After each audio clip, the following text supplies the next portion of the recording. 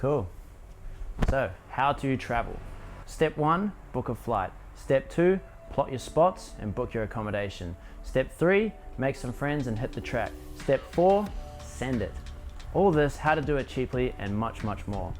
After 5 years of traveling around the globe, visiting 26 countries, all whilst living away from home and having next to no money, I've created this video to share some tips and things I've learned along the way to help you get to those places, meet those faces, and have those life-changing experiences that you can't find anywhere else, all without burning a hole in your wallet.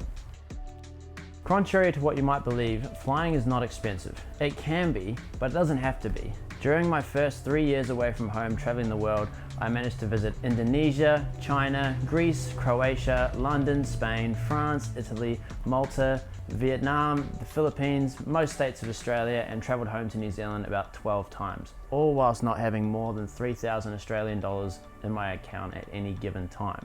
Now keep in mind, I am not smart.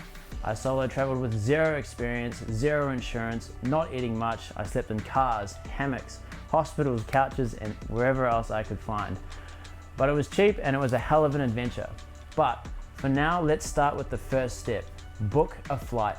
The most vital part to going traveling is going.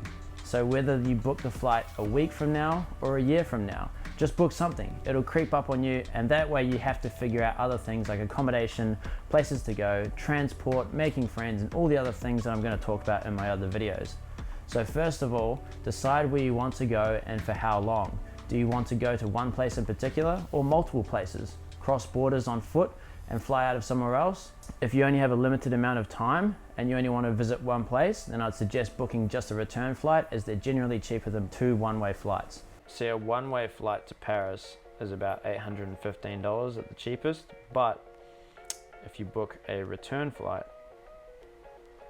then the options suddenly become a lot cheaper. So we've got $681, so it's about a saving of what, 120 bucks. And then the return flights are also a little bit cheaper. So it's definitely cheaper to book return flights if you're only going to one place in particular. One way to see the best deals is to use Skyscanner and Kayak. This is not a paid promotion of any kind. They just have really good site features that I use to snag the best deals. First, go to Skyscanner and look for the cheapest month to fly to where you want to go. Cool, so already you can see how the prices fluctuate throughout the year, on and off seasons, all that stuff. If you aren't as flexible, to head over to kayak.com and select your destination and tick the little plus and minus button on the calendar. This will help you pick the cheapest flight 3 days either side of the date you've selected. As an example, we're heading to Paris in September because my fiancée Kate has been selected for Paris Fashion Week. So we need to be in Paris by the 30th of September. If we were to fly one way on the date of the 30th exactly, it'd be $1,318. That's quite expensive with one stop off in Singapore, so maybe we could stop off there for a few days and check it out, but you know, that's quite expensive. But if we go up here and we tick this little box, we go 3 days either side of that day, already that's a saving of about $500. So ticking that little box just there is such a simple trick, but it can save you so much money on your flights. If you're flexible with the day you fly, then this is definitely a really good way to save some money. And one thing you can do is, if you don't know where you want to go, you can look at one-way flights to anywhere and, you know, select over the whole month. So let's go June. It'll give you a full view of all the places that you can fly to in June. Quite cheap. Very cheap actually. This is Australian dollars, by the way, so pretty crazy cheap. Another tip, whenever you're looking for flights, go on incognito mode. If you look at the same flight path for too long, the prices will go up. It's very cheeky from the airlines, and if it happens to you and you start to get annoyed, just use a different device to look again and they will be cheaper. So yeah, going incognito mode, definitely a game changer. One formula that I apply to a lot of things, which is very noticeable in flights in particular, is the value of time, value, and cost. For example, if you want a cheap flight, it might take you 30 hours with 3 stopovers and no check bag, whereas the same flight with no stopovers and a free check bag that only takes 12 hours is going to be much more expensive. If it's cheap, you sacrifice time and value and will probably spend 36 hours in Manila airport like I did. I would suggest against this if you can, but it's up to you. The key I have found is to go for a mid-tier flight, one that isn't the cheapest, but one that also includes a checked-in bag. Otherwise, as soon as you add a bag, it makes it just as expensive anyway. And it's probably going to be a longer flight than the one that might be $50 more with a bag if you need one. Really good mid-tier flights that have really good value and relatively cheap prices are Singapore Airlines, Vietnam Airlines, Qantas, Thai Airway, and Cathay Pacific. Cheap airlines that will get you there eventually, but are not amazing: Air Asia, Cebu Pacific, Ryanair, Scoot. If you want to visit multiple places, then here are a few tricks. Put in where you want to go as a final destination and then look at the various flight paths to get there. For example, if I wanted to go to the Maldives, to get there I'd have to stop off in Singapore and India before I even got there.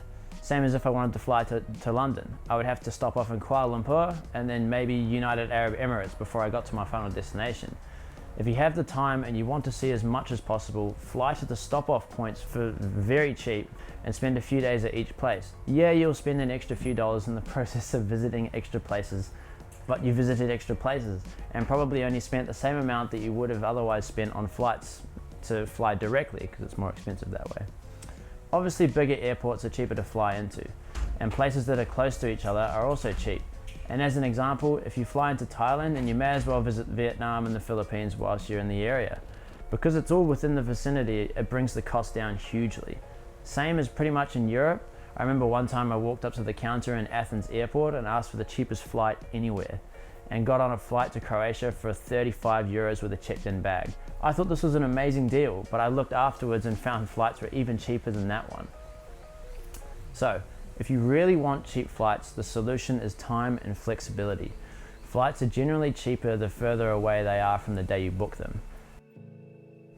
Here are some extra tips to save money on flying. Cheap airlines will weigh your carry-on, and if your bag is more than 7 kgs, then you could be in for a stiff bill.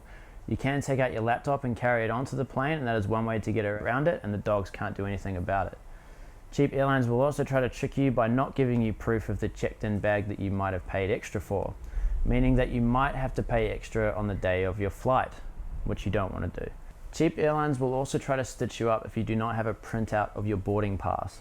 Even if you have it on your phone, they won't accept it and will charge you roughly about 100 euros to print one out. Or you can miss your flight and render the whole purpose of booking cheap flights useless. So make sure that you print out your boarding pass for cheap, useless airlines. I'm looking at you, Ryanair and Cebu Pacific. Cheap airlines are almost always delayed or cancelled. If you have booked multiple flights, make sure that they are made under the same booking with the same company, as they are obligated to get you where you have paid to go. Whether they put you on the next flight or give you a free flight voucher, they have to give you some kind of compensation. Which leads to my next point. From my experience, flight insurance is a scam. They have to refund you if the plane is delayed, but it only applies to that. If you need to change your flight, or you miss your flight, or your bag gets lost and you didn't get a thing for it, then damn, that's rough, buddy. Also, before you book your ticket, make sure that the currency is set to whatever dollar you are working with. I've done it before. I've booked all my flights and I've been like, yeah, wow, what a deal. And then I found out that it was in USD and I was like, and it's about twice as expensive. So try and avoid that if you can.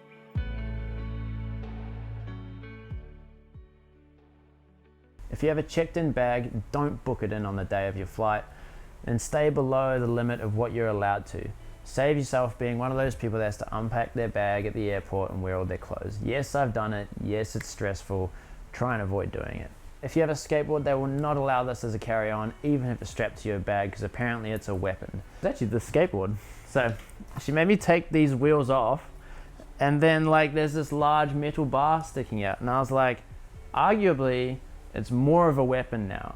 And then she was like, yeah, nah, fair enough. We're not going to let you put it on. We're not going to let you take it on the plane. So I had to leave it at the airport, and then I came back and picked it up when I went back to Melbourne Airport. If you're traveling with a skateboard, I'd recommend putting it in your checked-in bag or strapping it to your suitcase somehow. Carry all batteries in your carry-on bag and make sure that they cannot turn themselves on, otherwise you might get thrown in a holding cell like I did in Vietnam. I was standing in line in customs. I had my noise-cancelling headphones on, I had my bag on. Suddenly, like, the line parted ways in front of me, and these two big Vietnamese security guards just started running towards me, and I just thought they were going for someone behind me, so I sort of stood to the side and then got tackled to the ground. And then they put little plastic cuffs on me, and when they tackled me to the ground, my noise cancelling headphones fell off, and then I heard this beeping noise coming from my bag. And as I was in an airport, it's not a good place to have a bag that's beeping. And basically what had happened was my drone remote, if you've ever flown a drone, holding the two controller joysticks inwards turns the remote on, and my bag was just going beep, beep, beep, beep, beep, beep, beep. And so I got thrown into a little plastic jail cell for about 3 hours. And they searched me, they stripped my bag out, swabbed it and everything. Just take the batteries out of whatever you've got in your bag and make sure that it can't turn itself on, or in particular make a beeping noise. Anyway, this isn't a tip at all, but just common sense, which doesn't seem to be that common anymore. But don't stand up as soon as the plane lands. Sit down and relax. Take time to change over your SIM card to whatever country you're in. There is no need to stand up 15 minutes before they open the plane door. From all of us sitting down being normal. Join me next time when we talk about cheap locations, accommodations, and how to find them. Otherwise, if you're in need of some inspiration of places to travel, then go look at the videos I have made of the stunning places that I have been fortunate enough to visit so far. My name is Nathaniel, and this is Nathanaelslife. Thank you for watching.